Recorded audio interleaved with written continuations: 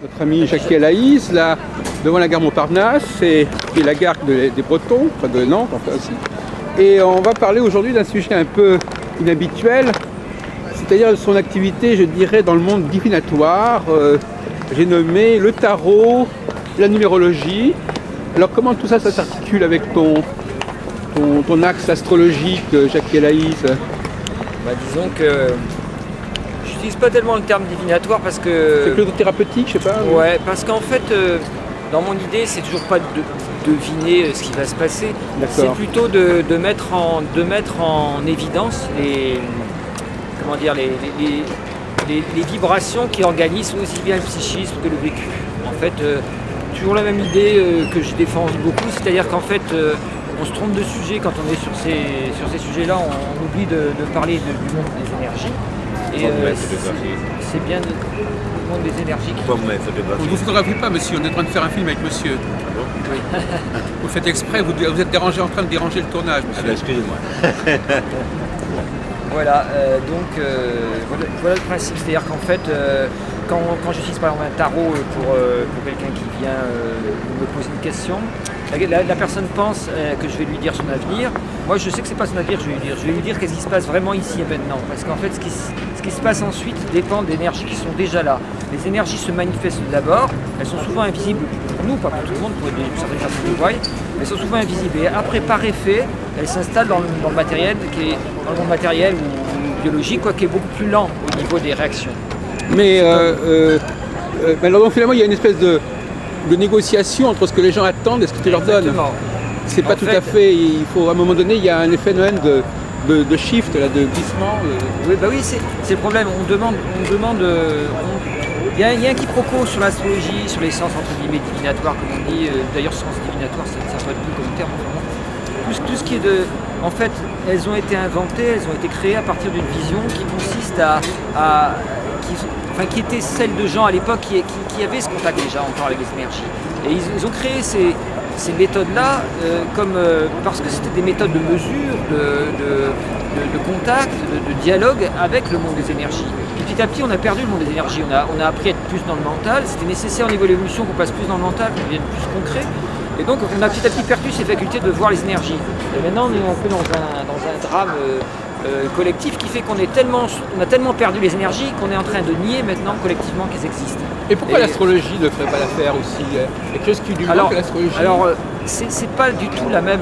J'ai vraiment un choix d'outils suivant ce que j'ai vraiment à faire. C'est-à-dire qu'en fait, l'astrologie, c'est à mon avis l'outil le plus puissant, le plus profond.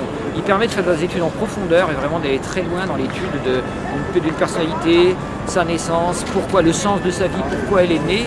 Est-ce qu'elle va aboutir à mettre son mental, ses actes en accord avec ce sens? C'est pas toujours le cas. Il y a beaucoup de gens qui ne vivent pas leur thème, qui n'arrivent pas à le vivre. Bon. Mais en tout cas, le thème parle de ça. Pour moi, il parle de ça. Il parle d'une capacité d'un champ énergétique qui, s'il est exploré entièrement, avec profondeur, la personne se met à ce moment-là à vivre en fonction de ses vraies énergies, non pas de ce que lui demande la société, la famille, les conditionnements extérieurs. Elle se met vraiment à vivre ce qu'elle a à faire. Et à ce moment-là, son champ devient plus unifié. Et on peut dire qu'elle réalise son thème. Alors le tarot c'est différent, j'utilise ça plus dans le cadre où j'ai plus une urgence sur la personne. La personne va un peu plus mal, elle a du mal à définir son problème, elle définit par exemple le problème d'une manière et moi je vois que c'est pas du tout ça tout de suite. Je me dis bon, on va essayer déjà de poser qu'est-ce qui se passe entre ce que dit la personne et le tarot permet tout de suite en posant les cartes de dire voilà. Le tarot pose la vraie question en fait. Moi par exemple la carte que j'appelle la numéro 0 qui est sous le jeu, c'est souvent celle qui dit quelle est la vraie question. La personne va dire j'aimerais bien trouver un autre boulot en ce moment. Puis hop on découvre qu'en fait sous le jeu c'est un problème affectif qui est là. Donc on va s'occuper du problème affectif parce qu'on s'aperçoit que si on résout le problème affectif, elle va trouver du boulot. Par exemple. Donc en fait il faut pas.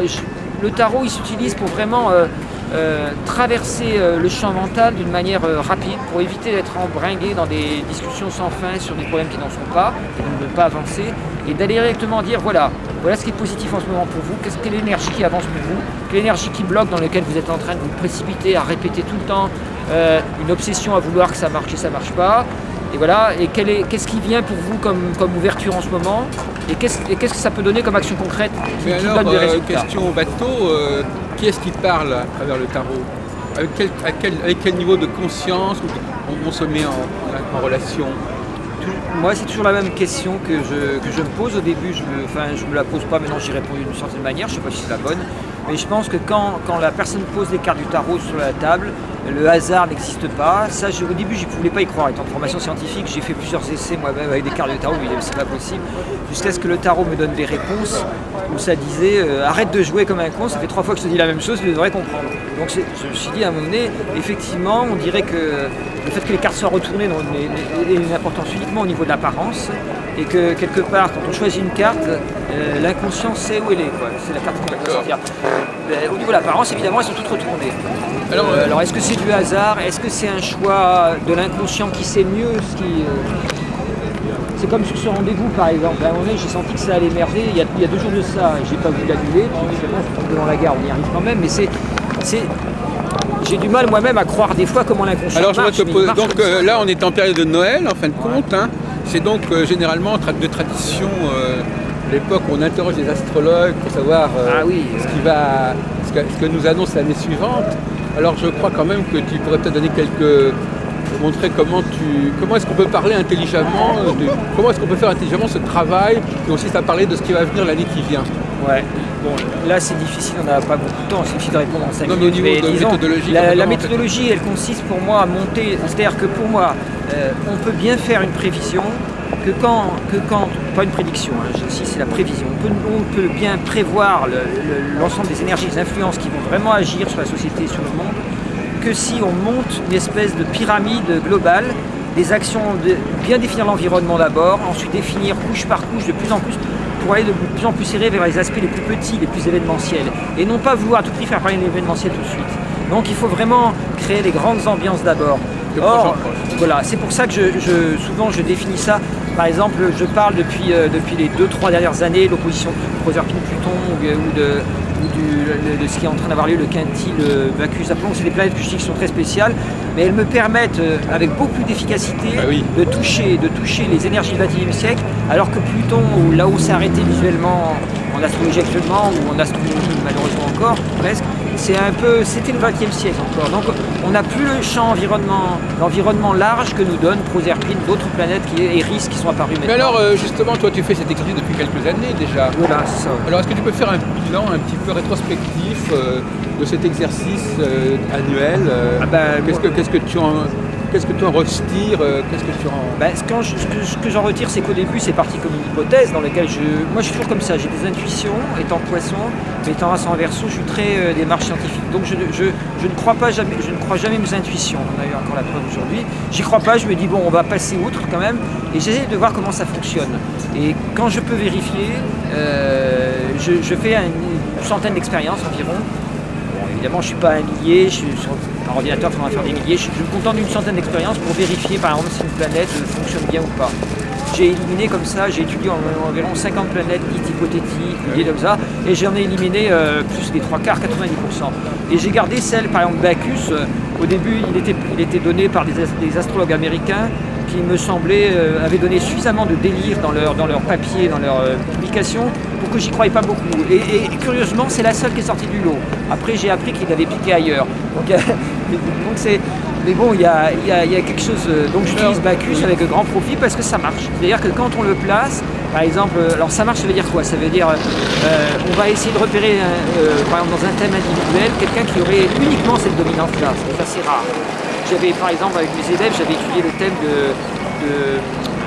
comment il s'appelle ce roi qui était un peu fou, bavarois, là, qui était Louis II de Bavière. Oui, exactement, Ludwig. Enfin voilà, c'était Louis II de Bavière, Ludwig, et qui a un thème assez neutre, sauf qu'il a Bacchus exactement sur l'ascendant. Et donc on a vraiment, quand on regarde sa vie, l'ascendant Cancer, conjoint à Bacchus en Cancer, on voit toute ce côté dionysiaque, et en même temps cette grande sensibilité de l'âme qui correspond un peu aux énergies bacchusiennes. Mais alors ce que je voudrais comprendre, c'est que donc d'un côté, tu as plutôt tendance à, quand on écoute ta conférence, à travailler sur le long terme, quelque part.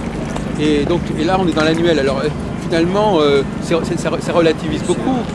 Ça relativise beaucoup. Je veux dire par là que ce ce qui se passe on a l'impression que ce qui se passe dans une année, il faut l'inscrire dans un processus global. Beaucoup plus voilà, là, par exemple, l'aspect exact par exemple du fameux biquintile Apollon-Bacchus, qui pour moi est un changement de civilisation profond qui a lieu depuis 2-3 ans. En fait, les événements comme Wikileaks, par exemple, ce qui s'est passé avec Wikileaks, viennent parler de cela, mais à des moments qui sont définis par d'autres planètes. Mais c'est bien de cela que ça parle, c'est-à-dire ce changement de civilisation, la civilisation de l'information, qui remplace un peu la civilisation. Mais alors, le changement de civilisation, est-ce que lui, il dépend de l'astrologie ou est-ce qu'il dépend d'une forme de prophétisme? Parce que tout à l'heure, on a parlé... Non, parce qu'on a l'impression que tu fonctionnes sur trois registres. Le tarot et la numérologie, l'astrologie, et puis aussi une certaine idée de l'ordre de l'orientation du monde et de où va le monde. Mais qui irait au-delà de l'astrologie en quelque sorte. En fait, l'idée que j'ai sur le monde, souvent les gens croient que c'est des opinions. C'est pas des opinions, moi j'ai mes opinions aussi. Mais je veux dire, c'est plutôt la mesure à chaque fois de ces études des champs de civilisation, comment avancer la civilisation, qui m'ont donné un avant-goût un peu entre guillemets prophétique. En 1993, je prévoyais que l'écologie deviendrait quelque chose de très très essentiel et que ça envahirait tout le mondial au niveau politique. À l'époque, c'est totalement incompréhensible. Les gens ne voyaient pas du tout ça. Ils disaient, les écologistes font 4%, qu'est-ce que vous racontez? Ça n'était pas fondé sur l'astrologie pure et simple. Si. Ah bon? Si.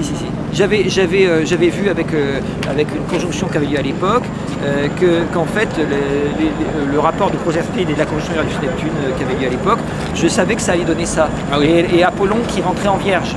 Donc je savais que la Vierge... Donc c'est des données très classiques, sauf que je n'ai pas les mêmes éléments de calcul. Ce qui fait que je savais que l'écologie allait devenir un facteur complètement... Alors que, apparemment, et c'est encore le cas actuellement, les grands capitalistes, les financiers s'en foutent complètement. Oui. Mais maintenant, tous les G8, G20 en tiennent compte en premier lieu parce que c'est absolument nécessaire.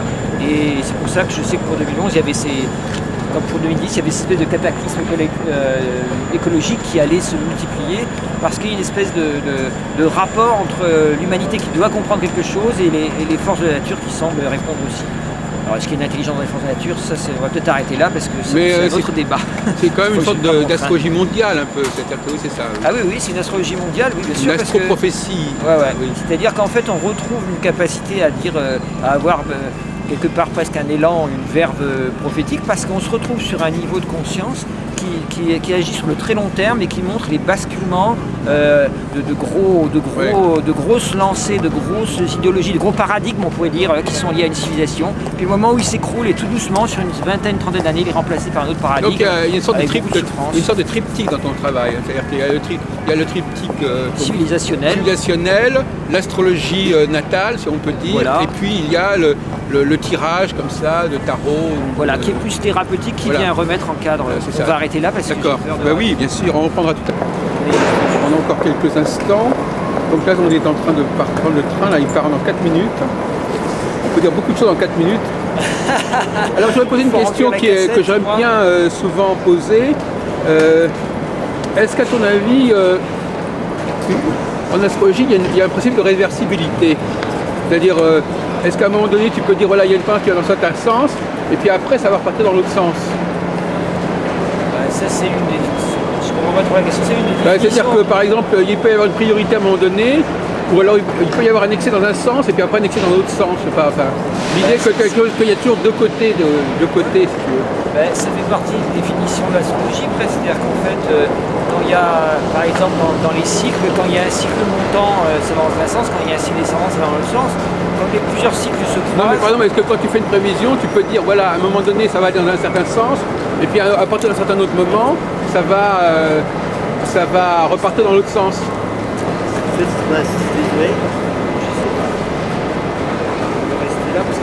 essentiel pour toi, ce principe.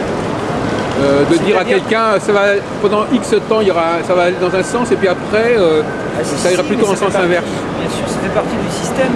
Le système astrologique permet ça lui-même, de par le fait qu'il y a plusieurs cycles qui sont... Il y en a certains qui sont montants, certains qui sont descendants. Il y a des parties, par exemple, exploratrices quand un cycle monte, et il y a des parties, au contraire, plus intégratrices quand il descend. Et ça, ce principe-là, il est tout le temps en action. Et alors, le jeu des énergies fait que quelquefois, quelqu'un qui a un tempérament par exemple très explorateur va privilégier que les morceaux de cycle explorateurs. il va oublier les bons soucis qui sont intégrateurs, qui sont intimes. Alors une dernière question, à ton avis, une phase en astrologie, elle dure combien de temps? Question un peu idiote, mais... Oui, ça dépend de la phase. Oui, non, mais je veux dire que globalement, quand quelque chose d'intéressant va arriver en astrologie, ça dure combien de temps? Quelle est la durée d'un effet important? Un an, 2 ans, 3 ans, 4 ans? C'est encore une fois la question de l'orbe. Hein. Les orbes, c'est beaucoup une question à étudier, c'est très peu étudié. Mais par exemple, moi, comme il va à Nantes celui-ci? Oui, oui. Quand on travaille, par exemple, sur un aspect Jupiter-Saturne, il faut compter une ou 2 semaines d'orbe. Alors quand on travaille sur la Lune, la Lune progressée, on peut avoir un mois d'orbe. Sur la Lune, c'est quelques heures d'orbe. En fait, ce qui fait que les aspects lunaires sont intéressants que dans l'après-coup, par exemple. On peut voir, ils peuvent être comme la petite aiguille du réveil, la trotteuse, je veux dire, qui délimite vraiment le moment où il va sonner. Mais à part ça, ça n'a pas d'intérêt. La dernière question, est-ce que tu as une planète favorite qui serait un peu la planète centrale de l'astrologie, dont le cycle s'imposerait à l'ensemble des planètes? Ah ben ça, je suis assez d'accord avec toi que c'est soit Saturne, soit Jupiter. Ou alors Uranus, si on prend soin de découper en 12 le cycle d'Uranus par 7 x 12. Mais